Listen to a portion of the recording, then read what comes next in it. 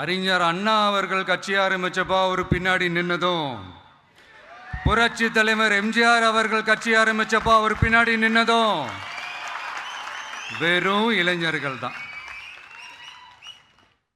அந்த இளைஞர்களால தான் 1967லையும் 1977லையும் அந்த 2 தேர்தலையுமே ஒரு மிகப்பெரிய ஒரு வெற்றி கிடைச்சது. வரலாறு, அதுதான் வரலாறு.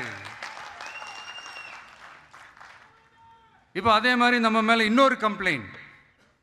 அது என்னன்னா, நம்மளுடைய கட்சி நிர்வாகிகள் எல்லாருமே சாதாரண குடும்பத்திலிருந்து வந்தவங்களாம்.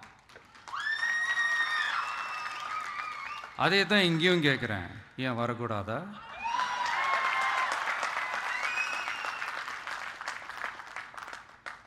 சாதாரண குடும்பத்திலிருந்து வந்தவங்க தான் பெருசு பெருசாக சாதிச்சிருக்கிறாங்க. இன்னும் சொல்ல போனா, நம்மளுடைய கட்சி எளிய மக்களுக்கான கட்சி தானே. அப்படி இருக்கும்போது நம்மளுடைய கட்சி நிர்வாகிகளும் எளிய குடும்பத்தை சேர்ந்தவங்களா தான் இருப்பாங்க.